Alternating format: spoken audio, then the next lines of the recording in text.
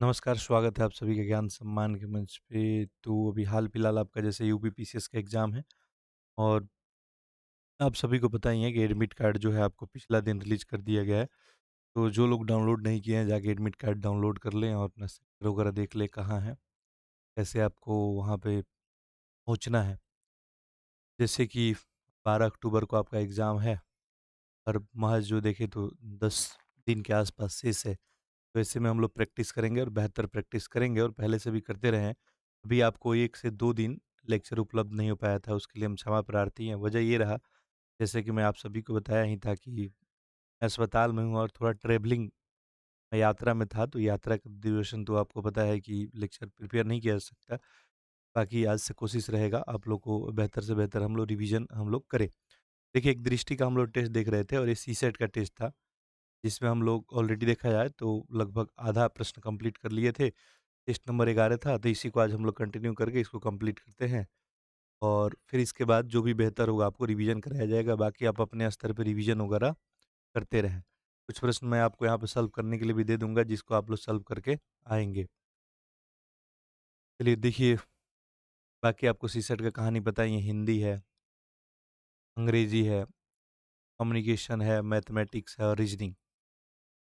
देखिए यहाँ पे, पहला प्रश्न क्या बोल रहा है, एक श्रृंखला दिया गया है, इसका नेक्स्ट जो है टर्म क्या होगा वो बताना है, ठीक है? देखिए यहाँ पे 6 दिया है, 6 के बाद 11 है, तो यहाँ पे सीरीज में अपने को क्या दिख रहा है, 6 और 5 11, 11 के बाद देखिए 10 21, 21 के बाद देखिए 15 ऐड करेंगे 36, 5 एक 100 ठीक है। इसके बाद देखिए 20 ऐड करेंगे 56, यानी सीधा सिंपल फंडा है यहाँ पे 5, 10, 15, 20। अगला क्या ऐड होगा आपका 25 ऐड होगा और 25 जैसे ही ऐड होगा तो आपको पता है क्या बन जाएगा ये 5 6 11, 5 2 7 1 8, यानी कितना हो जाएगा 81, यानी आंसर क्या हो गया आपका सी। अगला देखिए, दिया गया है आपको क्वेश्चन, इसमें लहसा जो है 2 नंबर का आपको लहसा दिया गया है और बताना है कि इसका महसा बताइए क्या है। चलिए बार-बार ये प्रश्न हम लोग हल कर चुके हैं। देखिए, चलिए सिंपल फ़ॉर्मूला है, नंबर 1 है और नंबर जो है 2 है, इसका मल्टीप्लाई करेंगे, ये आपका एलसीएम इंटू एचसीएफ के बराबर होता है, ठीक है? देखिए इस प्रश्न में आपको दिया क्या गया है, नंबर 1 भी पता है, नंबर 2 भी पता है, 2 नंबर आपको पता है, एलसीएम पता है, एचसीएफ निकालना है, तो यहाँ से एचसीएफ देखिए आपका बन क्या जाएगा, एचसीएफ बराबर हो जाएगा नंबर 1 इंटू नंबर 2 डिवाइड का एलसीएम, ठीक है? नंबर 1 क्या है यहाँ पे 500 है,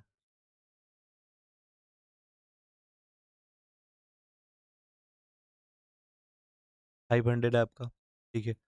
और ये नंबर 2 आपका कितना है 650 और ये कितना है आपका 6500, ठीक है? डबल ज़ीरो से डबल ज़ीरो कैंसल हो गया, ये 65 से एक बार में 0 और ये कितना बन गया आपका 50।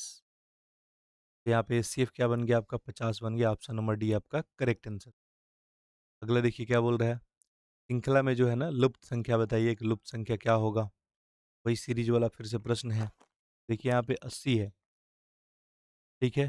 फिर 100 आपको 61 है। तो आपको देखना होगा आखिर ये 80 के बाद 161 कैसे आया है, इसके बाद ये 210। यहाँ पे जो मैथमेटिकल ऑपरेशन होगा वही आगे भी होगा, ठीक है? तो एक तो अपने को दिख रहा है 80 में अगर 81 ऐड करें, 161 बनेगा। 161 में अगर हम लोग 210 है नेक्स्ट, यहाँ पे 49 ऐड करना होगा, ठीक है? फिर 210 के बाद आपको 235 है, यहाँ पे 25 करना होगा। देखिए आपको एक पैटर्न दिख रहा है, यहाँ पे 9 का स्क्वायर है, 9 का स्क्वायर, ये है 7 का स्क्वायर और इसके बाद 5 का स्क्वायर, इन 2-2 कम होते जा रहा है। इसका मतलब यहाँ पे क्या होना चाहिए आपका 3 का स्क्वायर, ठीक है? 3 का स्क्वायर होता कितना है 9 होता है, 235 में 9 जोड़े तो कितना हो जाएगा 244, ठीक है? 244 हो गया। इसके बाद नेक्स्ट क्या आता है आपका 1 का स्क्वायर जोड़ना है, 1 का स्क्वायर जोड़ेंगे 245 ही बनेगा, ऑप्शन क्या बन गया आपका सी। कोई दिक्कत नहीं होगा। अगला देखिए, ऐसे-ऐसे बहुत प्रश्न आप लोग हल कर चुके हैं, ठीक है? इसमें कितने त्रिभुज बनेंगे उसका संख्या आपको बताना है। इसके लिए जो है आपको सबसे पहले सिंपल कहानी ये है कि नामकरण आप कर लीजिए, ठीक है? त्रिभुज का इजी तरीके से काउंट कर सकते हैं, जैसे ये लिख लिए यहाँ पे बी, सी, डी, पॉइंट को ई नाम दे देते हैं, एफ, जी और क्यू। ठीक है। अब यहाँ पे देखेंगे कि एबीसी में हम लोग पहले काउंट कर लेते हैं कि ये जो आपका एबीसी है इसमें टोटल कितने त्रिभुज हैं। ठीक है। चलिए यहाँ पे दिख रहे हैं आपको त्रिभुज, एक यहाँ पे दिख रहा है, एक, ये दो, ये तीन। ठीक है। फिर देखिए चार के बाद ये जो है बड़ा वाला काउंट करेंगे जब, ये वाला पूरा हिस्सा, ये पाँच हो गया। ठीक है। उसके बाद देखिए नेक्स्ट, तो ये दोनों त्रिभुज को मिला के काउंट करेंगे, एक और हो गया। फिर ये दोनों त्रिभुज काउंट करेंगे, ये वाला हिस्सा और बन जाएगा। ठीक है। उसके बाद एक खुद बड़ा वाला त्रिभुज, टोटल एबीसी में कितना, 9 त्रिभुज बन जा रहा है यहाँ पे। ठीक है। ये पहले भी हम लोग डिस्कस कर चुके हैं, 9 त्रिभुज हो गया यहाँ पे। ठीक है। इसके बाद देखिए एक यहाँ पे डी। ठीक है। इस पॉइंट का कोई नाम दे दीजिए, मान लीजिए एम लिख देते हैं। डी एम ई हो गया एक, ये 10 हो गया। ठीक है। इसके अलावा एक और त्रिभुज यहाँ पे दिख रहा है आपको, क्यू एफ और जी। टोटल कितना हो गया, 11। ऑप्शन नंबर आपका ए। ठीक है।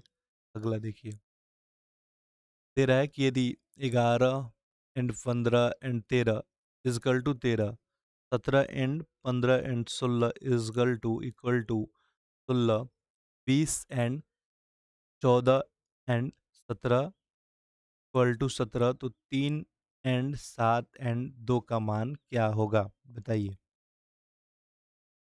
ठीक है। यहाँ से आपको देखना होगा, देखिए 11 है। ठीक है। कौन सा ऑपरेशन आखिर किया गया है। अब ये एंड जो सिंबल आपको दिया गया है, इसके जगह पे कौन सा ऑपरेशन किया गया है कि 13 आया है। इतना तो पता है कि ये ऐड करेंगे तो अधिक ही बनेगा, बाकी चलिए ऐड करके देखते हैं। 11 है, 15 है और 13 है, 5 3 8 1 9। देखिए कितना हो गया, 39। लेकिन ये कितना है, 13 है, इसका मतलब ये 3 का डिवाइड है। ठीक है। वैसे ही चेक कर लेते हैं क्या यही पैटर्न को फॉलो कर रहा है। नेक्स्ट 17 15 कितना है, 16, 17 15 16, 5 6 11 11 7 18, एक 3 और एक 4, 48 आया। लेकिन 3 से डिवाइड करने पे क्या बन जाएगा, 16। बिल्कुल पैटर्न को फॉलो कर रहा है। बस आपको नेक्स्ट में करना है, कुछ नहीं है। ठीक है। यहाँ पे 20 है, 20 में ऐड कीजिए 14, कितना हो गया, 34। और 34 में 17 ऐड कर दीजिए, 7 4 11। ठीक है। और 3 1 4 1 5, देखिए 51 आ रहा है। यहाँ पे 3 से डिवाइड करने पे 17 बन रहा है। इसका मतलब हम लोग वेरीफाई कर लिए कि बिल्कुल यही पैटर्न है, तीनों को ऐड करके 3 से डिवाइड कर देना है।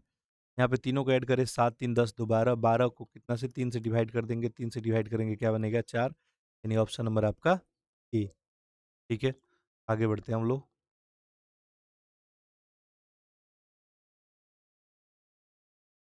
अगला प्रश्न देखिए क्या बोल रहा है। तो देखिए सीसेट बहुत मुश्किल नहीं है, आसानी से पेशेंस रख के सॉल्व आप लोग करेंगे, सॉल्व कर पाएंगे। जिस प्रकार जड़ें जो है वृक्ष से संबंधित है, उसी प्रकार नींव जो है ये किससे संबंधित होगा, जड़ें वृक्ष। देखिए तो जड़ें जो होती है वृक्ष को क्या करती है, बेस प्रदान करती है उसको। ठीक है। सहारा देती है, मजबूती देती है। उसी प्रकार देखें नींव, नींव होता है इसके लिए भवन, सीमेंट, फर्श। भवन के लिए क्या करता है, वो बेस प्रदान करने का काम करता है नींव। अन्य तीनों में कौन सा अलग है ये बताना है, कौन सा भिन्न है अन्य तीनों में, बताइए। अमेज़न, नील, गंगा और अटलांटिक। ठीक है। तो देखिए यहाँ पे अमेज़न नदी है, आपको पता है, नील भी नदी है, गंगा। ठीक है। ये सब नदी है, लेकिन अटलांटिक क्या है, ये तो महासागर है, तो यही क्या हो गया, अलग हो गया।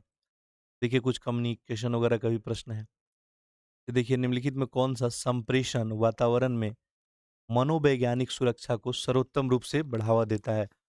मनोवैज्ञानिक सुरक्षा को, ये सब प्रश्न भी मुश्किल नहीं होता है। ठीक है। मनोवैज्ञानिक सुरक्षा को लिख रहा है कि सर्वोत्तम रूप से बढ़ावा देता है। बैठकों में टीम के सदस्यों को फटकार लगाना। तो बताइए किसी को आप फटकार लगेगा तो क्या किसी को आप जो है मनोवैज्ञानिक तरीके से बेहतर कर सकते हैं क्या, दिमागी तौर पे। उपहास के डर के बिना खुले संवाद को प्रोत्साहित करना, विवादास्पद विषयों से बचना, टीम की भागीदारी को वरिष्ठ कर्मचारी तक सीमित रखना। बताइए कौन सा सही होगा, क्या बनेगा इसमें। देखिए मनोवैज्ञानिक जो है सुरक्षा, सर्वोत्तम रूप क्या हो जाएगा यहाँ पे, ऑप्शन नंबर बी, उपहास के डर के बिना ही खुले संवाद को जो है प्रोत्साहित करना। ठीक है। यानी बिना डरे अपना विचार व्यक्त करना, प्रश्न पूछना, गलतियों को स्वीकार करने का अनुमति देना, यही क्या हो जाएगा मनोवैज्ञानिक सुरक्षा का सर्वोत्तम रूप। अगला देखिए क्या लिख रहा है,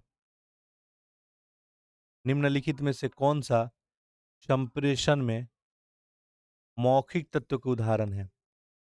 संप्रेषण में मौखिक तत्व का उदाहरण कौन है? बताना है ये। स्वर का उतार-चढ़ाव, देखिए मौखिक तत्व का बात पूछा गया है, यहाँ पे क्लियरली इंडिकेट कर दिया गया है। ठीक है। शब्द चयन, चेहरे का भाव, वाक्य संरचना, शारीरिक मुद्रा, बताना है कौन-कौन सही है। ठीक है? क्योंकि यहाँ पे मौखिक का बात किया गया, अंग्रेजी वाला प्रश्न भी आप देख सकते हैं। Which of following are example of verbal element of communication. ठीक है, वर्बल और एक नॉन वर्बल होता है, तो यहाँ पे वर्बल ही पूछा गया है। ठीक है? देखिए स्वर का उतार-चढ़ाव पहला लिखा है। देखिए जो वॉइस का जो टोन होता है, ठीक है? ये तो आपको मौखिक और अशाब्दिक दोनों जो है पहलू इसमें शामिल होगा, ठीक है? तो इसको तो हम लोग नहीं मानेंगे। शब्द का चयन, ठीक है? ये जो है सही आपको होगा, ठीक है? इसके अलावा देखिए वाक्य संरचना मौखिक तत्व का उदाहरण हो जाएगा। चेहरे का भाव तो ये तो नहीं बनेगा। फेशियल एक्सप्रेशन जो है, ठीक है?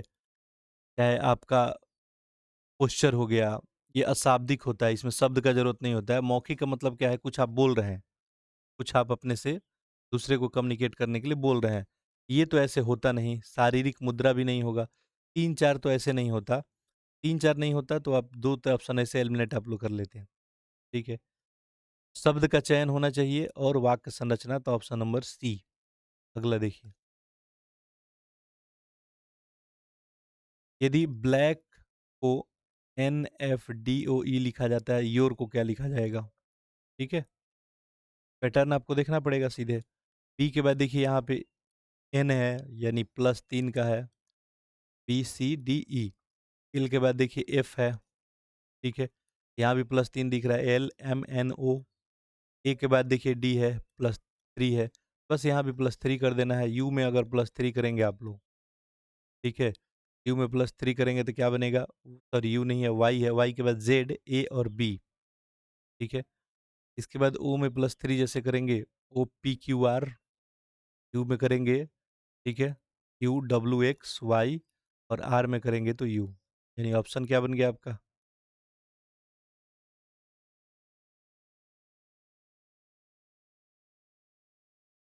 ये आंसर क्यों नहीं दिख रहा है?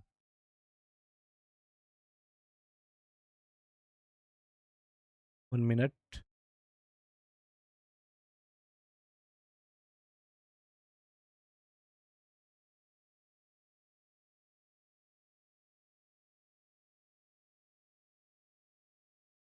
जब B+3 करेंगे, बी है ना शुरू में, मेरे दिमाग में वाई चल रहा था। ठीक है, बी में +3 करेंगे, थोड़ा-सा यहाँ पे मिस्टेक हो गया था, करेक्ट कर लीजिएगा। बी में +3 करेंगे, ई बनेगा, ठीक है? ई बनेगा, BCDE होता है। देखिए यहाँ पे है, मैं ई डायरेक्ट वहाँ पे आपको बोल दिया था, ठीक है? इसको करेक्ट करेंगे। एल में +3 करेंगे तो क्या बन जाएगा? ओ बन जाएगा, ठीक है? ए में +3 करेंगे तो क्या बन जाएगा? डी। देन सी में +3 जैसे करेंगे तो सी, डी, ई, एफ, एफ बन गया और के में +3 करेंगे तो एन बन गया, ठीक है? लेकिन ये तो दिख नहीं रहा है, ये इसको उल्टा कर देंगे। चलिए ईज़ी है, कोई दिक्कत नहीं है। NFDOE, यानी पहले क्या करना है, +3 करके उल्टा कर देना है, ठीक है? चलिए, तो यहाँ पे +3 करेंगे, Y को +3 करेंगे तो B हो गया, O को +3 करेंगे, R हो गया, U को +3 करेंगे Y, R को +3 करेंगे U। अब इसको उल्टा करते हैं, U, Y, R और B। UIRB है क्या? ऑप्शन नंबर सी में। अगला देखिए प्रश्न क्या बोल रहा है? पारस्परिक संप्रेरण में भावनात्मक बुद्धिमत्ता का एक प्रमुख लक्षण है, ठीक है?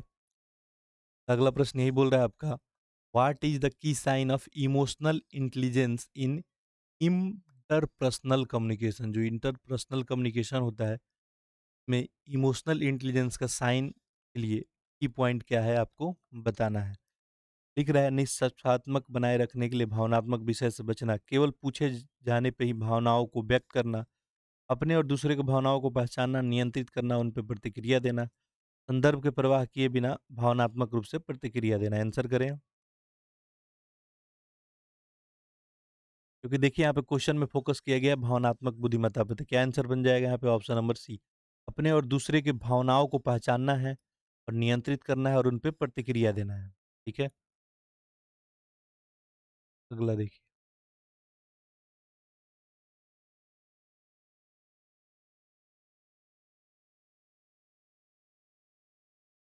लिख रहा है कि यदि जो है ये टिम्बर को 13 से कुटिबद्ध किया जाता है, तो बताइए इसको जो है क्या लिखेंगे? ठीक है, देखना होगा आखिर इसको 13 कैसे लिखा गया है। ठीक है, यहाँ पे देखिए टी है, टी तो 20 पे आता है, 20 पे, आई जो है 9 पे। ठीक है, एम जो है आपका नेक्स्ट है एम, एम कितने पे बनता है आपका? 13 पे। नेक्स्ट बी है, बी 2 पे, प्लस ई जो है 5 पे, प्लस आर जो है 18 पे। सबको हम लोग क्या करते हैं? ऐड करते हैं। 8 5 13, 13 2 15, 15 3 18, 18 और 18 2 20, 7 27, 7 हो गया। ठीक है, ये हो गया 1 2 2 4 और 2 6, 67 आ गया। लेकिन इसको क्या लिखा गया है? 13 लिखा गया है। ठीक है, देखिए ऐड करने पे 67 बना, लेकिन सीधे आपको दिख रहा है कि क्या आखिर किया गया है? इंडिविजुअल अंक को यहाँ पे जोड़ दिया गया है, तो 6 7 कितना हो गया? 13। यहाँ भी आपको क्या करना पड़ेगा? सबसे पहले इसको ऐड कीजिए, फिर इंडिविजुअल अंक को जोड़ दीजिए। ठीक है, तो यहाँ पे एस आपको 19 पे होता है, ए 1 पे, एन जो है आपको 14, प्लस डी जो है 4 पे, प्लस ए जो है 1 पे, एल 12 पे, डब्ल्यू 23 पे, ओ जो है 15, फिर से ओ एक बार और है तो 15, और फिर डी आपको 4 पे। ठीक है, सबको ऐड करेंगे तो क्या बनेगा आपका? 108। 108 के इंडिविजुअल जोड़े, 8 प्लस 0 प्लस 1 कितना हो जाएगा? 8 प्लस 0 प्लस 1, ये कितना बन जाएगा? 9 बन जाएगा। आंसर जो है ऑप्शन नंबर बी। ठीक है, अगला देखिए। निम्नलिखित में आंकड़ों का परिसर 25 है। यदि सबसे छोटा मान 12 है तो सबसे बड़ा मान बताइए क्या होगा? इसका आंसर करें आप लोग। परिसर यानी रेंज। ठीक है, परिसर का मतलब क्या होता है? रेंज ही होता है। देखिए ऐसे प्रश्न कभी आया है, देख ले आप लोग question. Range of following data is 25, range है 25 का, स्मॉलेस्ट 12 है तो लार्जेस्ट, इससे आसान तो प्रश्न हो नहीं सकता है। ठीक है, तो यहाँ पे आपको डिजिट भी दिया गया है। देखिए स्मॉलेस्ट कितना है? 12, फिर 15, 18, 20, 23। ठीक है, इसमें आपको सबसे बड़ा मान ज्ञात करना है। ठीक है, देखिए रेंज होता क्या है? परिसर होता क्या है? रेंज सबसे बड़ा माइनस सबसे छोटा। ठीक है, यही रेंज होता है। रेंज का मतलब पूरा आपको ड्यूरेशन कितना बड़ा बन रहा है। सबसे बड़ा नहीं पता है हम लोग को, सबसे बड़ा है क्या? तो सबसे बड़ा माइनस सबसे छोटा।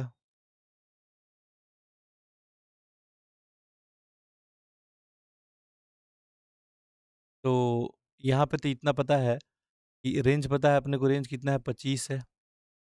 सबसे बड़ा नहीं पता है, ठीक है, यही तो निकालना है। माइनस सबसे छोटा पता है अपने को कितना है? 12 है। यहाँ से सबसे बड़ा क्या हो जाएगा? 25 प्लस 12 यानी कितना हो गया? 37, यानी ऑप्शन नंबर आपका बी। आसान था। अगला देखिए। 150 छात्रों में 90 टेनिस खेलते हैं, 60 बैडमिंटन खेलते हैं और 30 दोनों खेलते हैं, तो बताइए कितने छात्र हैं जो कोई भी खेल नहीं खेलते हैं? ऐसा प्रश्न बहुत सारा आपको मैं पहले ही करा दिया। ठीक है, टोटल छात्र कितना है? 150 है। ठीक है, इसको तो एक है कि आप मैथमेटिकल ऑपरेशन करके यूनियन से बना लीजिए, नहीं तो दूसरा है जो मैं डायग्राम बनाया था उससे भी आप बना सकते हैं। ठीक है, 90 टेनिस खेलते हैं, ये बॉक्स हो गया टेनिस के लिए। टोटल 90 लोग टेनिस खेलते हैं। 60 लोग बैडमिंटन खेलते हैं, 60 बैडमिंटन खेलते हैं। 30 जो है दोनों गेम खेल रहे हैं। ठीक है, तो देखिए 90 जो है टेनिस खेल रहे हैं। ठीक है, 30 से दोनों खेल रहे हैं, फिर देखिए 60 जो है केवल बैडमिंटन खेल रहे हैं, केवल बैडमिंटन नहीं लिखा है, बैडमिंटन खेलते हैं। और 30 जो है दोनों खेलते हैं। टोटल है कितने आपको 150 है, ठीक है? क्योंकि आप यहाँ पे देखिए ऐड करेंगे तीनों को तो 9, 3, 12, 12, 6, 18, 180 आ रहा है लेकिन 150 ही है। तो मतलब 30 तो लोग कॉमन है, जो यहाँ पे भी है। इसका मतलब केवल टेनिस खेलने वाले कितने हैं? 90 माइनस 30 कितने हो गए? 60। 60 लोग केवल टेनिस खेलते हैं और 60 माइनस 30, 30। 30 लोग केवल जो है क्या खेलते हैं? बैडमिंटन खेलते हैं, ठीक है? क्लियर है? 30 लोग जो है केवल बैडमिंटन खेलते हैं। कितने छात्र कोई भी खेल नहीं खेलता है? तो देखिए 60 लोग तो केवल और केवल टेनिस खेल रहा है। 30 लोग देखेंगे तो टेनिस बैडमिंटन दोनों खेल रहा है और 30 लोग केवल और केवल बैडमिंटन खेल रहा है। तो टोटल लोग जो गेम खेलने वाला है वो कितना हो गया? 6, 3, 9, 3, 12। टोटल संख्या कितना था? 150। 150 माइनस 120 कितना हो गया? 30। आंसर आपका ऑप्शन नंबर ए। मान लीजिए किसी को इसमें प्रॉब्लम हो रहा है डायग्राम से, तो आप फॉर्मूला लिख लें, कोई दिक्कत नहीं है। फॉर्मूला भी लिख सकते हैं। टेनिस है यूनियन बैडमिंटन, क्या बन जाएगा? Tennis plus badminton minus tennis intersection badminton. Tennis कितने हो गए? 90 लोग। बैडमिंटन कितने हो गए? 60 लोग। दोनों कितने हैं? 30 है। कितने निकल के आ गए? 120। यानी 120 ऐसे लोग हैं, वो हो सकता है टेनिस खेलते हैं, बैडमिंटन या दोनों। इसका मतलब कितने लोग कुछ नहीं खेलते हैं? तो 150 माइनस 120, 30 हो गया। ठीक है, कोई दिक्कत नहीं। आगे देखिए अगला प्रश्न क्या बोल रहा है? सांस्कृतिक संदर्भ में उपेक्षा करने पे संप्रेषण में कौन सा बाधा उत्पन्न होने का सबसे अधिक संभावना होता है? Which communication barrier is mostly likely to occur when cultural context is ignored. ठीक है, बताइए क्या जो है समस्या उत्पन्न होगा? अर्थ संबंधित बाधा आ जाएगा, मनोवैज्ञानिक शोर, अंतर सांस्कृतिक गलत व्याख्या। बात किसका हो रहा है? सांस्कृतिक संदर्भ का। अगर इसका उपेक्षा करेंगे तो बाधा उसी से रिलेटेड होगा, अंतर सरकारी गलत व्याख्या ही हो जाएगा। ये सिंपल कहानी। अगले देखिए, इसको आपको फ्रैक्शन में लिखना है, बहुत मुश्किल नहीं है। देखिए यहाँ पे कहानी ये है, ध्यान देंगे। यहाँ पे है 0.147 है और इस पे रेकरिंग लगा हुआ है। इसका मतलब है रिपीट होते जाएगा इनफाइनाइट टाइम। ठीक है, इसका मतलब ये हुआ, जहाँ भी रेकरिंग लग जाता है उसका मतलब क्या होता है? रिपीटेशन। जैसे मान लीजिए मैं लिख दूँ 0.3 और ये सिंबल दे दूँ, का मतलब है कि ये 0.3333, ये जो है आपको इनफाइनाइट टाइम जा रहा है। यहाँ पे चूंकि 47 पे है, इसका मतलब हम लोग क्या लिख सकते हैं? 0.147 47 47, ऐसे ही सीरीज चलता जाएगा। अब इसको आपको क्या करना है? पी बाई क्यू के फॉर्म में लिखना है। तो आपको इसमें 10 से आप क्या करें? इसको जो है गुना कर दें। ठीक है, देखिए यहाँ पे जूम कर लें कि एक्स इजकल टू है इतना, दोनों तरफ 10 से मल्टीप्लाई कर देते, ये क्या हो जाएगा? 10x इक्वल टू, इधर मल्टीप्लाई करेंगे 10 से तो 1.4747, जो भी यही आपका सीरीज चलता रहेगा। ठीक है, क्लियर है? अब क्या करते हैं? फिर इसको 100 से मल्टीप्लाई कर देते हैं। देखिए लेफ्ट साइड में 100 से करेंगे तो ये पहले से 10 था, अब 1000 हो गया और इधर ही क्या बन गया? 147.4747, ये सीरीज चलता रहेगा। ठीक है, अब क्या करना है? ये इक्वेशन नंबर इसको 1 मान ले, इस इक्वेशन नंबर इसको 2 मान ले। 2 में से 1 को क्या करें? हटा दें। ठीक है, यही तरीका है। 2 में से 1 घटाएंगे तो 1000 में से 10 घटेगा, कितना आ गया? 90, 990।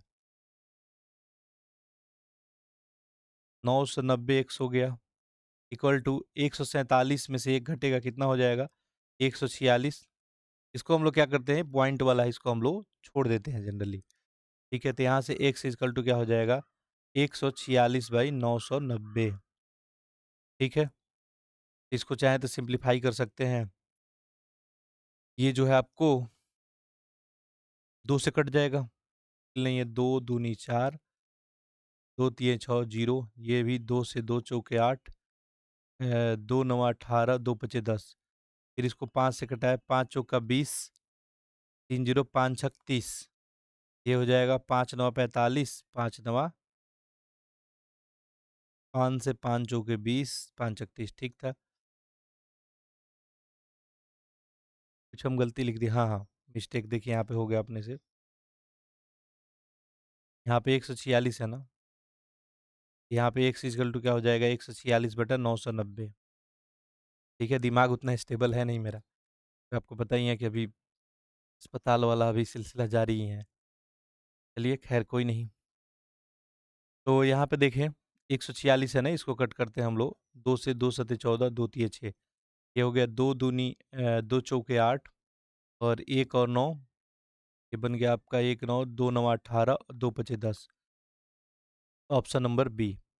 ठीक है, ये अगला देखते हैं।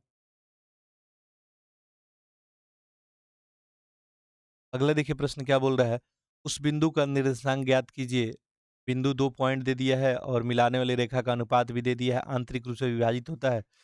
ठीक है, कोऑर्डिनेट ज्योमेट्री का क्वेश्चन है, find the coordinate of points that divide the line joining. Point का वैल्यू दिया है और रेशियो भी दिया है। ठीक है, सिंपल है, मुश्किल नहीं है। मान लीजिए एक लाइन है,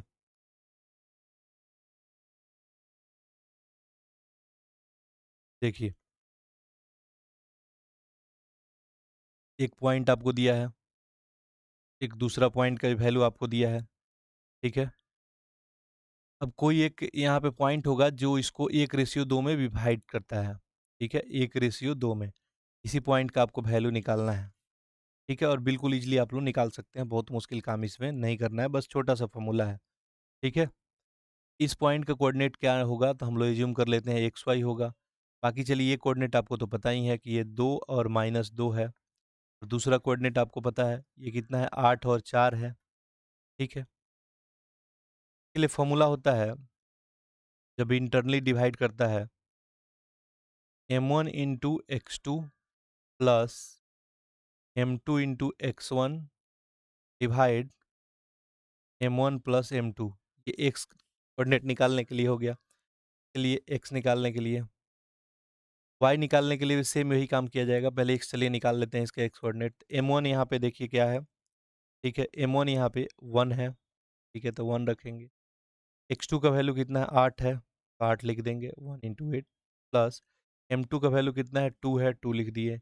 x1 कितना है, 2 है, 2 लिख दिए। m1 प्लस m2 यानी 1 प्लस 2 कितना हो गया, 3। 3 हो गया।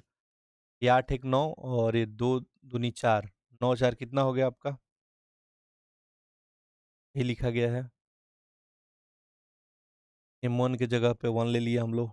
ठीक है, m2 की जगह पे, x2 की जगह पे 8 ले लिए। ठीक है, 8 और ये बन गया m2 की जगह पे फिर से आपका 1 और x की जगह पे आपका x1 की जगह पे 2 बन गया। ठीक है, ये 8 हो गया और 2 दूनी 4, 12 हो गया ये। टोटल कितना हो गया, 12। ठीक है, ऊपर हो गया 12, नीचे हो गया 3, यानी कोऑर्डिनेट क्या निकल के आ गया, 4। अब देखिए आगे करने की ज़रूरत नहीं है, 4 निकल के एक ही ऑप्शन में x का कोऑर्डिनेट आ रहा है, y निकालेंगे तो आपको 0 ही बनेगा। वैसे करके आप y देख सकते हैं, y करने के लिए भी कुछ नहीं करना है, m1 इंटू y2 कर देना है और यहाँ पे y1 कर देना है, बस आपका निकल जाएगा। ठीक है, यहाँ से आप लोग सॉल्व इजीली कर सकते हैं, 0 ही आंसर बनेगा। ठीक है, अगला देखिए, किसी प्रश्न में आपको डाउट होता है आप लोग कमेंट बॉक्स में कमेंट कर देंगे, अगले लेक्चर में उसको हम कंप्लीट करा देंगे। 3 घन दिया है, 6 सेंटीमीटर किनारे वाले प्रत्येक घन को सिरे से सिरे तक जोड़ा जाता है। परिणामी जो है घनाभ का कुल पृष्ठीय क्षेत्रफल ज्ञात कीजिए, क्या होगा। ठीक है,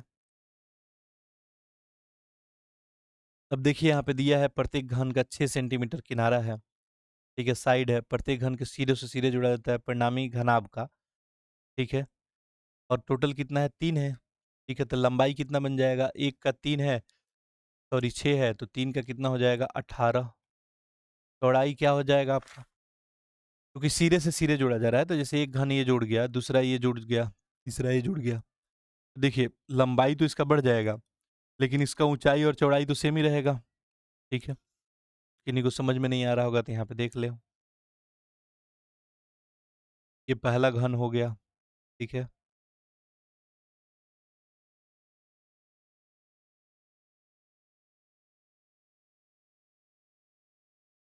ठीक है, दूसरा घन हो गया।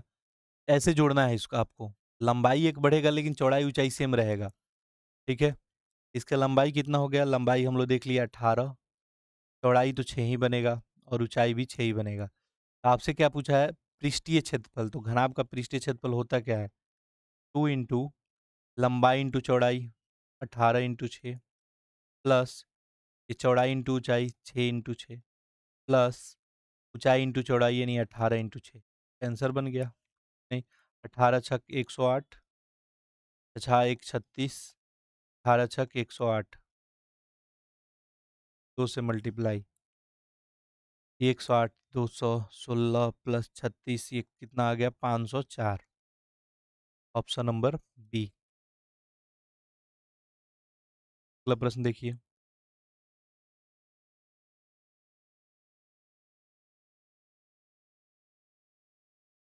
लिखा है कि यदि एक आयत की लंबाई दोगुनी कर दिया जाए और चौड़ाई जो है समान रहे तो उसका क्षेत्रफल कैसे बदलेगा बताइए। ठीक है, लंबाई दोगुना करना है आपको, चौड़ाई वही रखना है, तो क्षेत्रफल में क्या बदलाव आएगा? देखिए हम लोग एज्यूम कर लेते हैं कि इसका जो चौड़ाई है, विड्थ है, वो डब्लू है। ठीक है, और लंबाई हम लोग इसका 1 यूनिट एज्यूम कर लेते हैं। ठीक है, 1। ठीक है, तो यहाँ से देखें क्षेत्रफल क्या बन जाएगा? क्षेत्रफल क्या होता है? आयत का लंबाई इंटू चौड़ाई। ठीक है, यही बनता है। अच्छा, मूल क्षेत्रफल क्या हो जाएगा? डब्लू इंटू 1 हो जाएगा, यानी डब्लू हो गया क्षेत्रफल। ठीक है, अब देखिए क्या बोला था?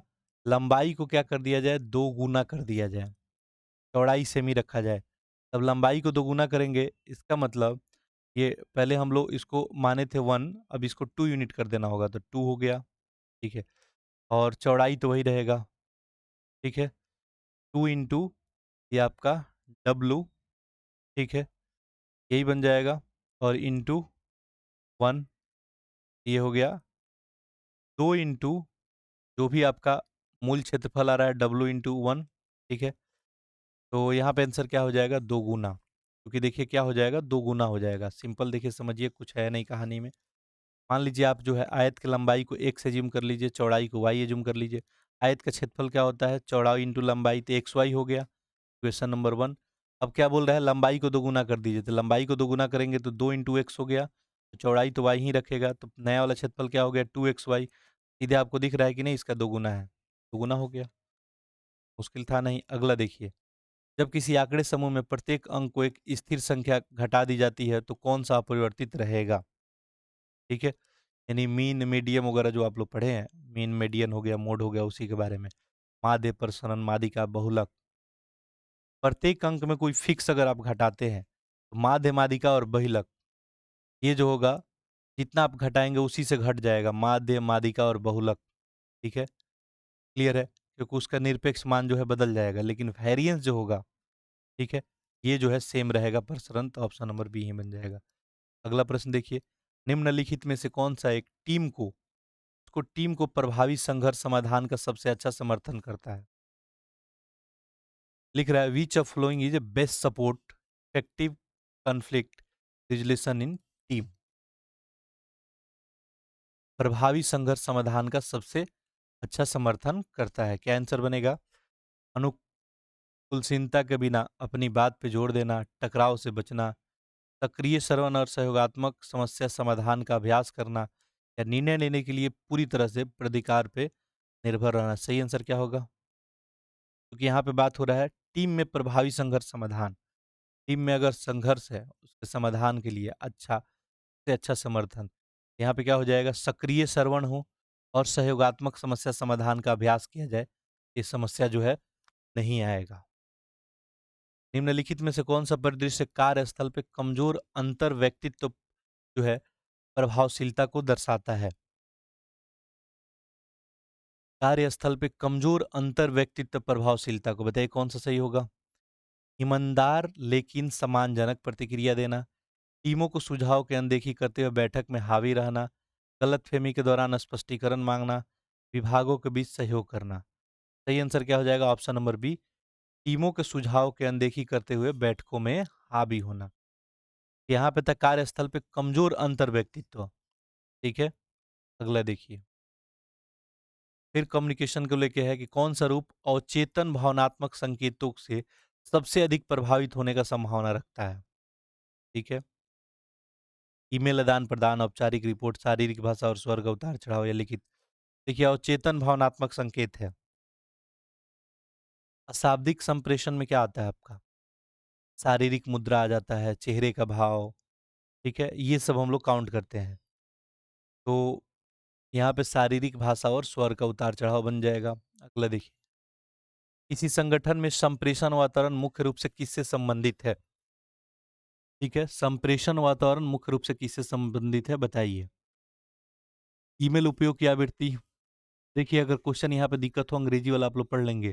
दिख रहा है what does communication climate in the organization primarily refer to? सही आंसर क्या होगा आपका यहाँ पे? ईमेल उपयोग की आवृत्ति, संप्रेषण का भौतिक वातावरण, संप्रेषण अंतःक्रियाओं में भावनात्मक लहजा, विश्वास और खुलापन। अगला देखिए,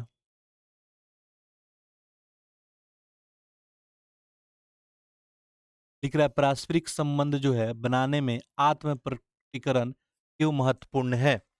बताइए। पारस्परिक संबंध बनाने में आत्म प्रकटीकरण क्यों महत्वपूर्ण है? लिख रहा है कि ये लोकप्रियता की गारंटी जो है देता है, ये दूसरे के पारस्परिकता के लिए प्रेरित करता है, ये विश्वास और आपसी समझ बनाने में सहायता करता है, या यह समूह चर्चाओं पर नियंत्रण बढ़ाता है? सही आंसर क्या हो जाएगा? ऑप्शन नंबर सी, विश्वास और आपसी समझ को बनाने में सहायता करता है। निम्नलिखित में से कौन सा कथन मुखर जो है संप्रेषण को सबसे अच्छी तरह परिभाषित करता है? मुखर संप्रेषण को कौन सबसे अच्छी तरह परिभाषित करता है?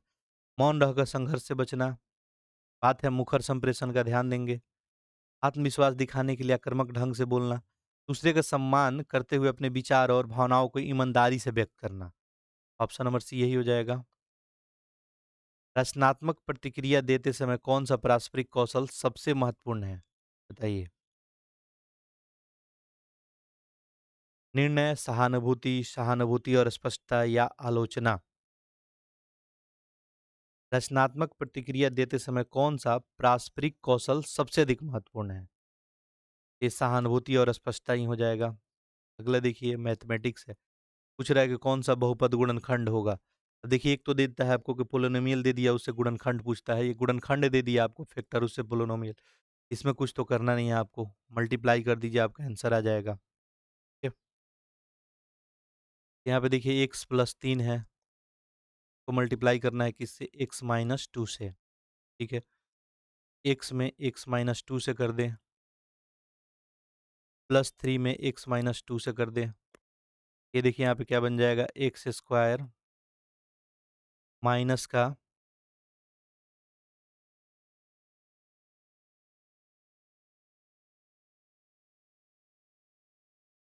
देखिए एक्स स्क्वायर माइनस का 2x प्लस का 3x माइनस का 6। ठीक है? यहाँ पे क्या बन गया आपका? इस बहुपद का गुणनखंड है, यही पूछा गया। ठीक? कोई दिक्कत नहीं है।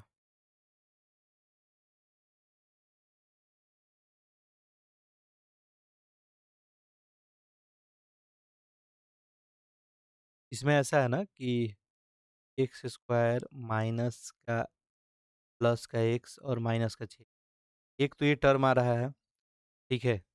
लेकिन इसके साथ हो सकता है और टर्म कोई अटैच किया हो, ठीक है? क्योंकि ऑप्शन में देखिए सब क्यूब वाला फॉर्मेट है, यहाँ पे तो हम लोग स्क्वायर वाला लाए। ये ऑप्शन में रहता तो आंसर हम लोग कर लेते, लेकिन हो सकता है इसका 3 फैक्टर हो। टोटल कितना हो? 3 फैक्टर हो। अब इसमें भी कुछ का मल्टीप्लाई हुआ हो तभी तो क्यूब बनेगा। हम लोग क्या काम करते हैं, हम लोग एक-एक ऑप्शन को चेक कर लेते हैं, ठीक है? क्योंकि ये फैक्टर है, इस फैक्टर पे ये क्या होगा, 0 वैल्यू प्रोड्यूस करेगा, ठीक है? तो हम लोग क्या करते हैं, ऑप्शन डी से ट्राई करना शुरू करते हैं, ठीक है? देखिए इसको ट्राई करते हैं सबसे पहले, x का पावर 3 है, प्लस 2x का स्क्वायर है, माइनस का 5x है, माइनस का 6 है, यही है। अब देखिए यहाँ पे x इक्वल टू क्या रखेंगे? -3। -3 जब हम लोग रखेंगे इसमें, -3 का क्यूब क्या हो जाएगा? ये -27 प्लस -3 का 3 3 का 9 दूनी 18 और ये -3 -15 हो जाएगा प्लस का 15 और -3 ये हो गया 18 प्लस का 18 ठीक है? 3 छक 18 यही बनेगा। सॉरी यहाँ पे तो 6 ही रहेगा, ठीक है? ये तो -6 ही रहेगा। ये हो गया 5 तिया 15 ठीक है? ये 2 3 3 का 9 दूना 18 इसको काउंट करते हैं, देखते हैं 0 ये प्रोड्यूस करता है कि नहीं, ठीक है? ये देखिए 27 और 6 है कितना हो गया? माइनस का 33 और इस दोनों को ऐड करेंगे 8 5 13 देखिए 0 प्रोड्यूस कर दे रहा है। इसका मतलब यही आंसर इसका बनेगा। मान लीजिए अगर ये 0 प्रोड्यूस नहीं करता है, फिर हम लोग सी को ट्राई करते हैं, फिर हम लोग बी को ट्राई करते हैं। या पहला जो मैं मेथड ट्राई किया था अगर स्क्वायर में ऑप्शन रहता, बाइनोमियल वाले में तो आंसर तो वैसे ही आ जाता। बाकी नहीं है तो ऑप्शन से ही एक ऑप्शन बनता है, बाकी हम लोग का यहाँ पे डी आंसर सही है। अगला देखिए प्रश्न क्या बोल रहा है 15 और 33 सॉरी 3300 उसी प्रकार संबंधित है, 5 किससे संबंधित होगा? ठीक है? अच्छा खासा क्वेश्चन दिया गया है। देखिए दे रहा है 15 का 3300 से। देखिए 15 का 3300 देखेंगे स्क्वायर वगैरह ये क्यूब वगैरह ही कुछ करके कहानी आएगा यहाँ पे। काम करते हैं हम लोग 15 का स्क्वायर तो खैर 25 ही हो बन जाएगा 215 का क्यूब कर लेते हैं। 15 का क्यूब क्या होता है आपका? 33 75 लेकिन ये तो 3300 दे रहा है इसका मतलब -75 है। चलिए यहाँ पे हम लोग 5 है तो 5 का क्यूब कर लेते हैं। 5 का क्यूब कितना बन जाता है? 125 और 125 में से 75 माइनस कर लेते हैं, क्या हो गया? 50। आंसर क्या हो जाएगा? Option number A. ठीक है, आगे देखिए। दिया है एक वृत्त में यदि त्रिज्या को 1/3 कर दिया जाए, क्षेत्रफल में क्या अंतर आएगा? बताइए। त्रिज्या आप घटाएँगे तो क्षेत्रफल तो घटेगा ही, ज़ाहिर-सी बात है। ठीक है, एक वृत्त है, पहले मान लीजिए इसका त्रिज्या ये है, 3 यूनिट है। ठीक है, मान लेते हैं इसका रेडियस 3 है तो देखिए इसका क्षेत्रफल क्या आ जाएगा? पाई आर स्क्वायर यानी 3 का स्क्वायर यानी पाई 9। अब इसको क्या करना है आपको? बोला है 1/3 कर देना है त्रिज्या को। 1/3 करेंगे तो अब त्रिज्या आपका नया वाला त्रिज्या क्या बन जाएगा? 1/3 3 का 1/3 1 हो जाएगा। ये हो जाएगा पाई आर स्क्वायर यानी पाई आर स्क्वायर 1 का स्क्वायर यानी कितना हो जाएगा? पाई 1। ये कितना है? पाई 9। क्या अंतर आया? पाई 9 पहले वाला है और पाई 1 जो है, तो ये लगभग 9 गुना का फ़र्क पड़ जाएगा। क्या क्षेत्रफल घट के क्या हो जाएगा? 9वाँ भाग हो जाएगा। ऑप्शन नंबर ए, कोई दिक्कत नहीं होगा। देखिए सिंपल है, सर्कल है, पहले उसका रेडियस 3 था, अब 3 को आप 1 कर देंगे, ज़ाहिर-सी बात है 9 गुना ही फ़र्क पड़ेगा। अगला देखिए।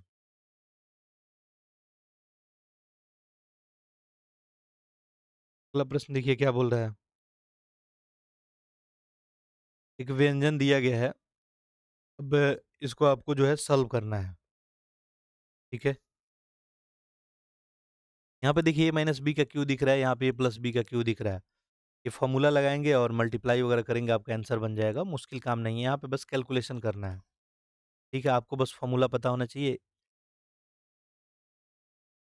मान लीजिए x माइनस वाई का क्यू का फ़ॉर्मूला आपको पता होना चाहिए। ये आप क्या लिख देते हैं x माइनस वाई और x square plus x y plus का वाई स्क्वायर यही होता है। या दूसरा काम क्या किया जा सकता था कि एक और फ़ॉर्मूला इसका बनता है a cube plus b cube plus 3a square b plus 3ab square ये भी आप लिख सकते थे, ठीक है? बस यही जो फ़ॉर्मूला है इसी फ़ॉर्मूला पे अप्लाई करके और इसको एक्सपेंड करके और आप लोग आंसर निकाल सकते हैं। तो आप लोग उम्मीद करते हैं आंसर इसका निकाल लेंगे, ठीक है?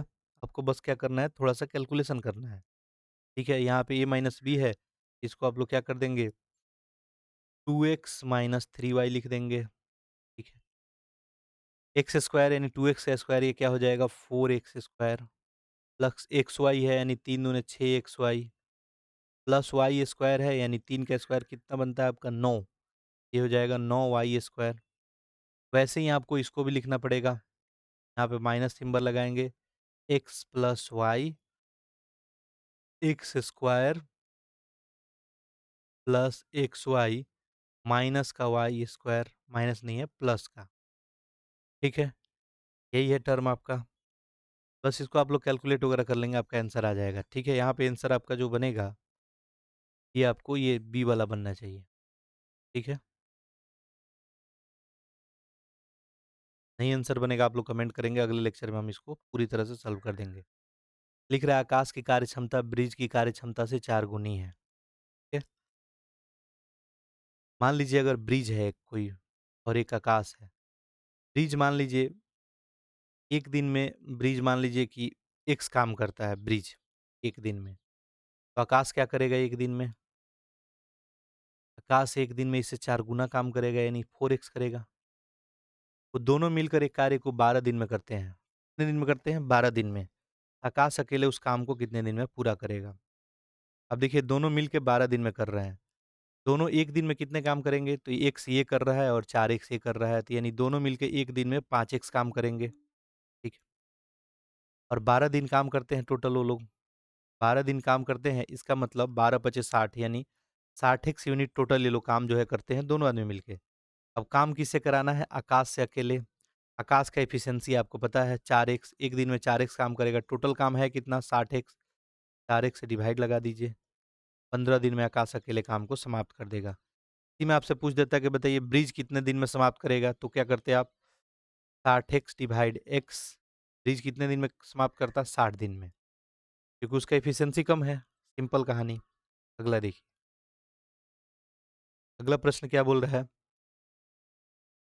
25 पेन का क्रय मूल्य 20 पेन के विक्रय मूल्य के बराबर है, तो बताइए लाभ या हानि आपको क्या आखिर होगा?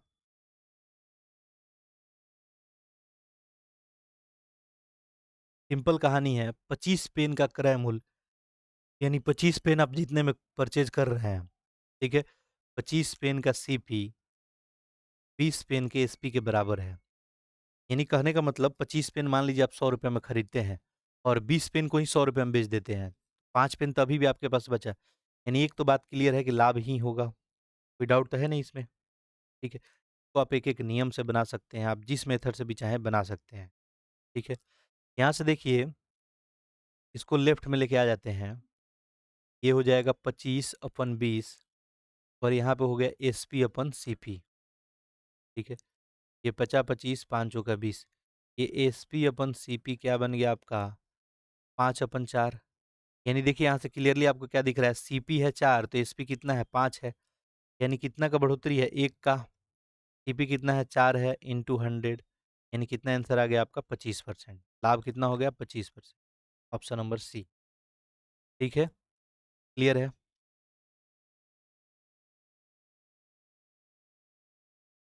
अगला देखिए, अगला बोल रहा है आयुषी जो है आधी दूरी 20 किलोमीटर पर घंटा से और अगली आधी दूरी 30 किलोमीटर प्रति घंटा से, तो औसत चाल इसका बेसिक फार्मूला होता है, ठीक है? जब भी औसत चाल निकालना हो 2xy divide x plus Y बस कर देंगे, औसत चाल आ जाएगा। आधी दूरी कितना से चलती है? 20 से, 20 लिख देंगे इंटू आधी दूरी किससे? 30 से, 30 लिख देंगे डिवाइड 20 प्लस 30। ये कितना हो गया? 20 30 दो तियाँ 6, 6 पे डबल जीरो, 3 दूनी 6 दूनी 12 और ये हो गया 30 20 50। ये हो गया 5 दूना 10, ये हो गया 24 किलोमीटर पर आवर, ठीक है? कोई दिक्कत नहीं है। देखिए जहाँ एवरेज निकालना रहे, यही फॉर्मूला लगा देंगे 2xy plus x plus Y. अगला प्रश्न देखिए क्या बोल रहा है? अगला बोल रहा है आपको किसी समूह परियोजना में किसी कमजोर टीम सदस्य से निपटने का सबसे रचनात्मक तरीका क्या है, बताइए? सबसे रचनात्मक तरीका निपटने का क्या है? इसमें कमजोर टीम समूह सदस्य से निपटना है। उनकी अक्षमता को सार्वजनिक रूप से आलोचना करके तो आप निपट नहीं सकते हैं। उनके कार्य सौंपने से बचना, निजी तौर पे चिंताओं पे चर्चा करना और सुधार के लिए सहयोग देना उनको। ये कुछ सही लग रहा है? देखिए कम्युनिकेशन वाले प्रश्न में आप लोग चारों ऑप्शन पढ़ेंगे, उसके बाद ही निर्णय लेंगे, नहीं तो हो सकता है 2 ऑप्शन में सबसे ज़्यादा जो सही आंसर होगा वही माना जाएगा। उनके व्यवहार को नज़रअंदाज करें। अब देखिए कोई कमज़ोर आपके टीम में कोई कमज़ोर सदस्य है, आप टीम वर्क कर रहे हैं, आप उसको नज़रअंदाज करके अपने ध्यान केंद्रित करके तो आप टीम वर्क बेहतर कर नहीं सकते हैं। आलोचना करके भी नहीं फ़ायदा है, ठीक है? चर्चा और सुधार, यही एक ऑप्शन है, ठीक है? काम नहीं देना भी तो ऑप्शन नहीं है, आपकी टीम में है तो काम तो देना ही होगा। तो उसके चिंताओं पे चर्चा कीजिए और सुधार के लिए सहयोग दीजिए। बिल्कुल सही है। अगला देखिए, एक संख्या 17 से भाग देने पे भागफल 48 और शेषफल 24, तो बताइए संख्या क्या होगा? सिंपल है, कोई दिक्कत नहीं है। संख्या क्या बन जाएगा?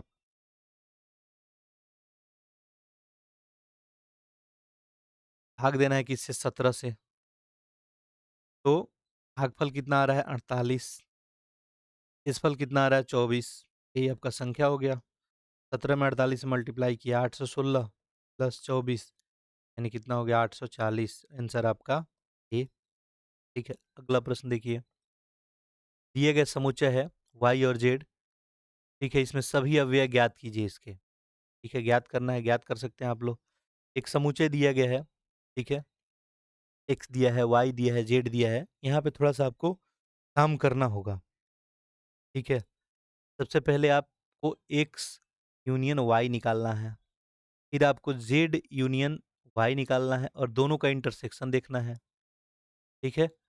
फिर नेक्स्ट जो है आपको माइनस कर लेना है x इंटरसेक्शन z। फॉर्मूला तो अभी मैं आपको थोड़ी देर पहले बताया था, ठीक है। एक्स यूनियन देखिए वाई हो क्या जाएगा? अगर आप एक्स यूनियन वाई अगर निकालेंगे तो क्या बनेगा? देखिए कॉमन क्या क्या है इसमें, ठीक है। देखिए एक्स यूनियन वाई क्या बन जाएगा? यहाँ पे हम लिख देते हैं एक्स यूनियन वाई। ये बन जाएगा आपका ए बी 1 2 3 4 5 6 7 9 और 11। यही हो गया एक्स यूनियन वाई, ठीक है। वैसे ही आपको लिख लेना होगा जेड यूनियन वाई, क्योंकि जेड यूनियन वाई निकालना है। जेड यहाँ पे है, वाई यहाँ पे है। इसमें कहानी शुरू होगा 2 से। 2 3 5 7 8 9 11 और 13। ये हो गया, ठीक है। इसके बाद आपको क्या लिखना है? एक्स इंटरसेक्शन जेड है, यूनियन नहीं है, अब इंटरसेक्शन है।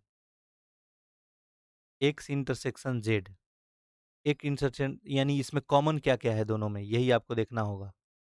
देखिए इसमें 2 कॉमन है, 2 यहाँ भी दिख रहा है, 3 यहाँ दिख रहा है, 3 यहाँ दिख रहा है और कुछ कॉमन है क्या? 5, 5 यहाँ, इसके अलावा कुछ नहीं है।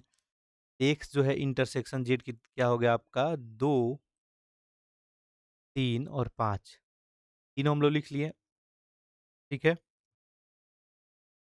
तो अब आंसर बन क्या जाएगा इसका आपका? अब सबसे पहले क्या करना है आपको? इस दोनों का इंटरसेक्शन जो है निकालना है, ठीक है। यहाँ पे हाइलाइट कर देते हैं हम। इसका और इसका इंटरसेक्शन देखिए दोनों में कॉमन कौन-कौन सा है? देखते हैं हम लोग। देखिए यहाँ पे 2 कॉमन दिख रहा है, बिल्कुल दिख रहा है भाई, 2 कॉमन दिख रहा है, ठीक है। इसके अलावा देखिए 3 कॉमन दिख रहा है, दोनों में 3 है, ठीक है। इसके अलावा 5 है, 5, 7 है, 7 है, फिर 11 है, 11। यानी हम लोग इसके बदले लिख रहे हैं, ये वाला जो कॉम्बिनेशन है, के बदले आप क्या लिख सकते हैं? तो 2, 3, 5, 7, 9 और 11। अब ये तो हम लोग ऑलरेडी अभी लिखे थे, माइनस एक्स इंटरसेक्शन जेड, ये क्या आया था? 2, 3 और 5 आया था। अब आंसर आपका क्या बन जाएगा यहाँ से? 2, 3, 5 तो माइनस कर देना है, तो ये तो घट गया, तो बच गया 7, 9, 11। 7, 9, 11। 7, 9, 11 ऑप्शन में है क्या? Option number C. अगला देखिए।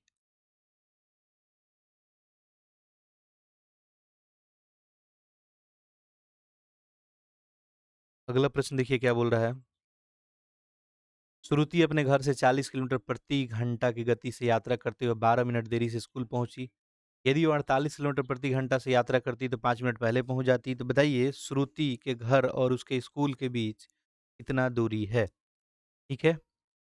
अब देखिए वो कम स्पीड से जा रही है तो देरी हो जा रहा है उसको। ज़्यादा स्पीड थोड़ा जा रही है, पहले पहुँच जा रही है, तो दूरी बताना है। 2 इक्वेशन दिया है, दोनों इक्वेशन को हेल्प लेके ही आपका क्वेश्चन बन जाएगा, ठीक है। देखिए हम लोग एज्यूम कर लेते हैं कि ये मान लीजिए श्रुति का घर है, होम है और ये श्रुति का जो है स्कूल है। कंडीशन केस नंबर फर्स्ट देखते हैं हम लोग, ठीक है? डिस्टेंस हम लोग एज्यूम कर लेते हैं डी है, ठीक है? तो हम लोग डिस्टेंस एज्यूम कर लेते हैं कि स्कूल से घर का डी है। टाइम मान लीजिए, वास्तविक टाइम हम लोग टी मान लेते हैं, कि अगर मान लीजिए वो बिना देरी किए हुए पहुँचना होता तो टी टाइम में पहुँच जाती। इसका मतलब इसका गति क्या हो जाएगा, चाल क्या हो जाएगा? डिस्टेंस अपन टाइम। तो इक्वेशन नंबर 1 एज्यूम कर लेते हैं। अब कंडीशन नंबर फर्स्ट पे आते हैं। जब उसका गति जो है 40 किलोमीटर होता है पर आवर, ठीक है? तो 12 मिनट लेट से पहुँचती है, यही केस है। इसके लिए देखिए क्या हो जाएगा आपका, टी इक्वल टू बन जाएगा, डिस्टेंस इक्वल टू क्या बन जाएगा यहाँ पे, ये स्पीड है आपका, स्पीड कितना है 40 है, 40 इंटू टाइम। टाइम अब देखिए लगेगा क्या, टी टाइम पहले लगता, लेकिन अब टी टाइम नहीं लग के अब तो 12 मिनट ज़्यादा लग रहा है, तो इसको हम लोग घंटा में बदल देते हैं तो 12 + 60 लगेगा। इक्वेशन नंबर 2 हो गया आपका। कोई दिक्कत नहीं होगा किन्हीं को। देखिए हम किए क्या है, यहाँ से हम क्या निकाले हैं डिस्टेंस, तो डिस्टेंस बराबर स्पीड इंटू टाइम हो गया, स्पीड 40 है इसका, टाइम क्या हो गया, टी पहले लग रहा था, अब 12/60 जो है ज़्यादा लगेगा, चूँकि 12 मिनट है इसको हम घंटा में बदल दिए। वैसे ही इक्वेशन नंबर 2 लिखते हैं हम लोग, ठीक है? वहाँ से डिस्टेंस हम लोग निकालते हैं, ठीक है? केस नंबर 2 से। केस नंबर 2 में तो क्या बोल रहा है, 48 से चला जा रहा है, कितना से 48 से, इंटू तो क्या हो जा रहा है, 5 मिनट पहले पहुँच जाया जा रहा है, 5 मिनट पहले। 5 मिनट पहले पहुँचने का मतलब हुआ टी माइनस 5/60, ठीक है? अब देखिए यहाँ पे 2 इक्वेशन दिख रहा है, 2 अननोन ईज़िली आप लोग सॉल्व कर सकते हैं, बहुत मुश्किल नहीं आएगा, ठीक है? यहाँ पे डी डी ही है, यहाँ पे टी टी ही है, बस 2 इक्वेशन नहीं, अननोन तो एक ही बचा, बस टी।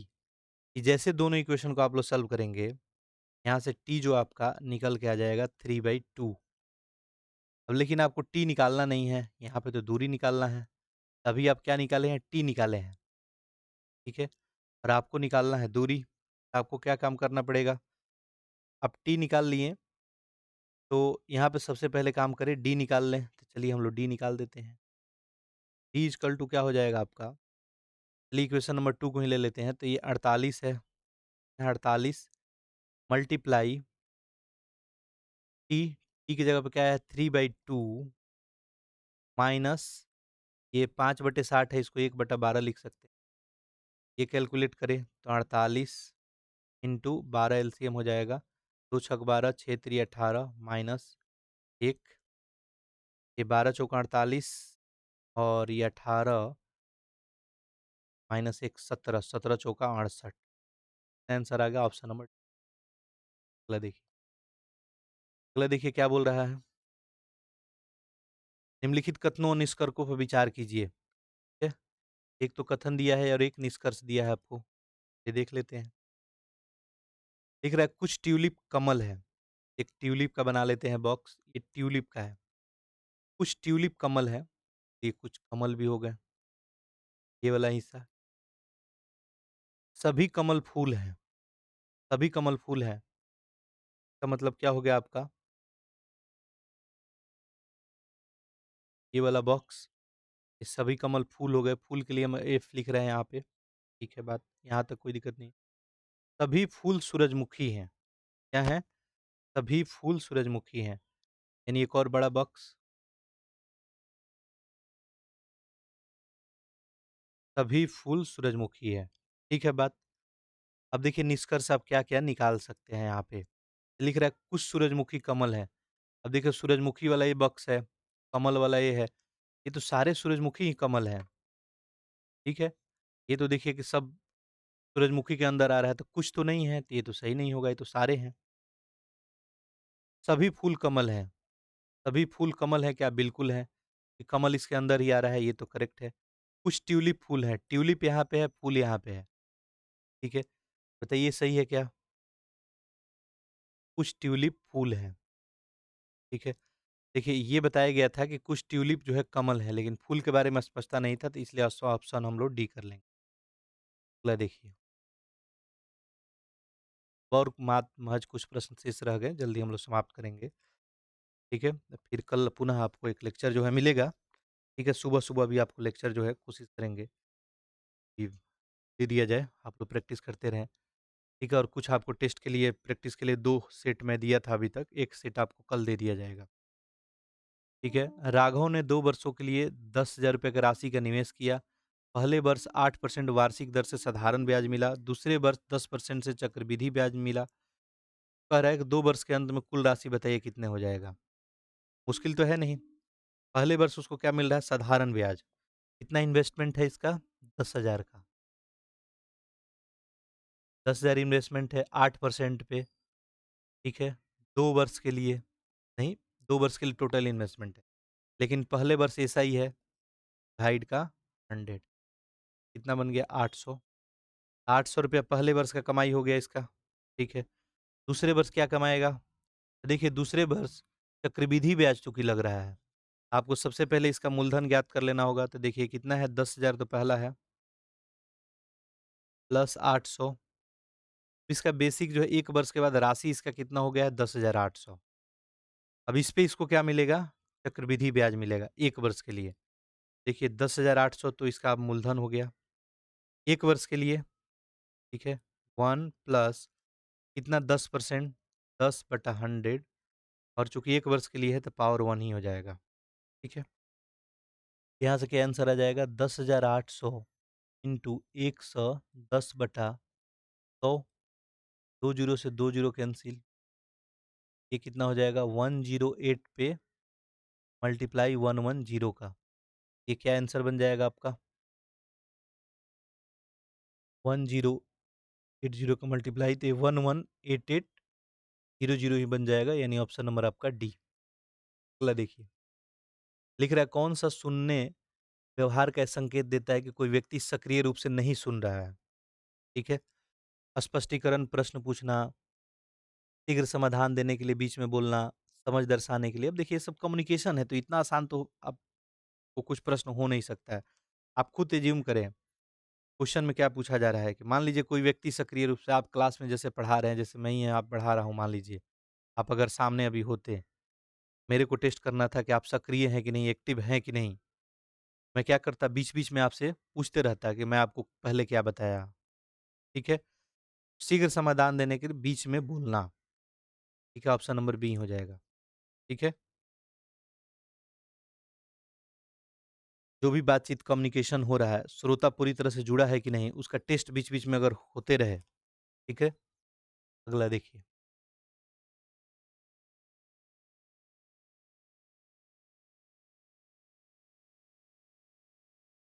निम्नलिखित संप्रेषण में सुस्पष्ट व्यावसायिकता प्राप्त करने के लिए निम्नलिखित में कौन-सा घटक महत्वपूर्ण है? ये पूछा है, बताइए, कौन-सा इसमें महत्वपूर्ण है? देखिए सुसंगत स्वर हो जाएगा, कि आप देखिए व्यवसायी में है, व्यावसायिकता की बात हो रही है, तो उसमें तो आपका स्वर, सुसंगत स्वर तो होना ही चाहिए, ठीक है? इसके अलावा तार्किक प्रवाह भी होना चाहिए, उपयुक्त शब्दावली भी आपका सही होना चाहिए, विराम चिन्ह की कोई ज़रूरत नहीं होगी, ठीक है? क्रमवाच का प्रयोग करें, ये 3 जवाब सही बन जाएगा। एज़ ए व्यवसायी आप सोचिए आपका कम्युनिकेशन कैसा होना चाहिए, ठीक है? तो आपका टोन जो है बिल्कुल कंसिस्टेंट होना चाहिए, लॉजिकल फ्लो होना चाहिए आपका, जो आपका वोकैब होना चाहिए वो एप्रोप्रिएट होना चाहिए। ताकि जो है, जो भी श्रोता है, वो बिल्कुल उसके लिए अनुकूल हो, आसानी से उसको समझ सके। अगला देखिए क्या बोल रहा है, मौखिक संचार में विश्वसनीयता को सबसे अधिक मजबूती कौन-सा पहलू प्रदान करता है? मौखिक में, ठीक है? दिख रहा है उच्च उच्च शब्दावली, शीघ्र भाषण, मौखिक और अशाब्दिक संदेशों के बीच संगति या सूचना का पुनरावृत्ति। सही आंसर क्या हो जाएगा? ऑप्शन नंबर सी, मौखिक और अशाब्दिक संदेशों के बीच संगति। अगला देखिए, महत्वपूर्ण बातचीत के दौरान एक संप्रेषण शोर या जो है विकर्षण से कैसे निपट सकता है, बताइए? महत्वपूर्ण अगर बातचीत हो रहा है उसके दौरान संप्रेषण शोर या विकर्षण से कैसे निपट सकता है कोई? तो देखिए लग रहा है विकर्षण को अनदेखा कर दें, स्वयं को स्वर बढ़ा दें, बातचीत को रोककर वातावरण अपना बदल लें, ये सबसे अच्छा तरीका है, ठीक है? बाकी अगला क्या लिख रहा है, बिना किसी रुकावट के जल्दी समाप्त करें। देखिए जल्दी समाप्त करना तो ऑप्शन है नहीं, वातावरण ही बदलना पड़ना बेस्ट ऑप्शन है। निम्नलिखित में कौन-सा खुले संप्रेषण को दर्शाता है? बताइए, खुले को इसमें कौन-सा दर्शाता है? देखिए, प्रतिक्रिया से बचने के लिए महत्वपूर्ण अपडेट रोकना, प्रासंगिक जानकारी पारदर्शी रूप से साझा करना, बिना स्पष्टीकरण के कार्य सौंपना, प्रतिक्रिया सत्रों से बचना। क्या आंसर बन जाएगा?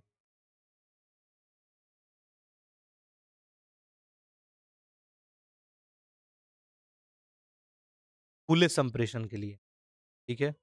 देखिए अंग्रेजी वाला क्वेश्चन आप लोग देख लेंगे, कहीं दिक्कत आएगा आप लोगों को। क्या क्या है?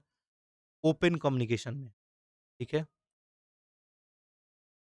लिख रहा है प्रतिक्रिया से बचने के लिए महत्वपूर्ण अपडेट रोकना, प्रासंगिक जानकारी पारदर्शी रूप से साझा करना। ऑप्शन नंबर बी सही हो जाएगा। टीम सेटिंग में पारस्परिक संप्रेषण का प्राथमिक लक्ष्य क्या होता है? बताइए।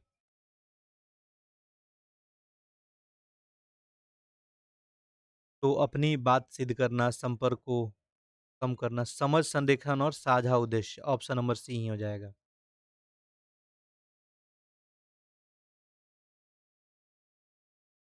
एक और 2-3 प्रश्न बस बचे हुए हैं। देखिए मैथमेटिक्स होता है थोड़ा, उसमें टाइम तो लग ही जाता है। बाकी हम कोशिश करते हैं कि कम टाइम में आपको, बाकी अभी जो लेक्चर नहीं मिल पाया उसके लिए क्षमा प्रार्थी हैं। आप लोग बिल्कुल घबराएँगे नहीं। आप लोग जो है अपना साथ दें और चैनल का भी साथ बिल्कुल निभाएँ। आप लोग विश्वास रखें, आपके लिए बेहतर काम अगर बोला गया है, किया जाएगा। कभी विकट परिस्थिति आ जाती है, तभी हम उपस्थित नहीं हो पाते हैं, बाकी अब कोशिश रहेगी उपस्थित रहें। समूह संप्रेषण यानी जो ग्रुप कम्युनिकेशन होता है, के लिए एक गेटकीपर की क्या भूमिका होती है ग्रुप कम्युनिकेशन में?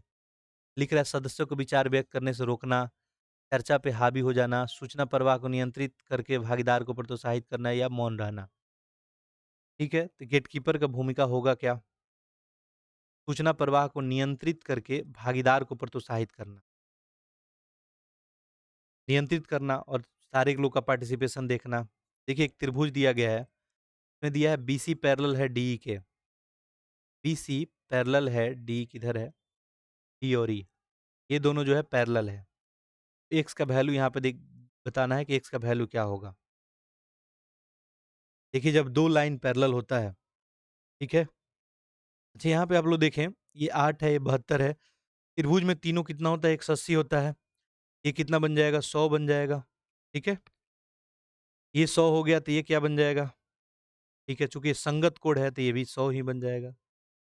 आसान तो प्रश्न हो नहीं सकता। जब भी 2 पैरेलल लाइन होता है, इसको एक लाइन कट करता है, ये संगत कोण हमेशा क्या होता है आपको? बराबर होता है। इस प्राचीन यूनानी गणितज्ञ को ज्योमेट्री का जनक बोला जाता है। उन्होंने एलिमेंटस नामक पुस्तक भी लिखा है। ये यूक्लिड ही थे, ठीक है। अगला, उच्च जो है दबाव वाली बैठक में कौन-सा व्यवहार संप्रेषण सहानुभूति को दर्शाता है? बताइए। उच्च दबाव वाली बैठक अगर कहीं है, तो संप्रेषण सहानुभूति, कम्युनिकेशन एम्पैथी को, गति के लिए बीच में टोकना, ध्यानपूर्वक सुनना और चिंताओं को मान्य करना, एजेंडे पे टिके रहने के लिए भावनाओं पर नियंत्रण पाना या भावनात्मक विषय से बचना। सही आंसर क्या हो जाएगा? चूँकि यहाँ पे कम्युनिकेशन कैसा है? सहानुभूति वाला है, एम्पैथी वाला है, तो ध्यानपूर्वक सुनना है और चिंताओं को मान्य करना। ऑप्शन नंबर बी करेक्ट हो जाएगा। चलिए इस तरह से टेस्ट समाप्त हुआ। अगला टेस्ट भी आपको सीसेट का ही कराएँगे, ठीक है? तो कल टेस्ट कराएँगे आपको सीसेट का फिर एक टेस्ट। कोशिश करेंगे कि वो पूरा जो हम लोग सेट उसको फिनिश करें। और जैसे मैं बोला था कि कम से कम 5 टेस्ट, तो 2 टेस्ट तो आपको मैं कंप्लीट करा दिया, 3 टेस्ट और रहा तो मैं करा दूँगा।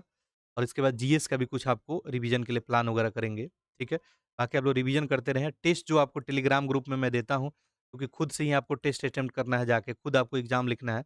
2 टेस्ट आपका फुल लेंथ का हो गया, तीसरा टेस्ट कल होगा, ठीक है? तो आपको टेलीग्राम ग्रुप में दे दिया जाएगा, आप लोग जाके वो टेस्ट को ज़रूर अटेम्प्ट करेंगे, ठीक है? चलिए मिलते हैं हम लोग अगले लेक्चर में, ठीक है? तब तक के लिए आप सभी का बहुत-बहुत धन्यवाद।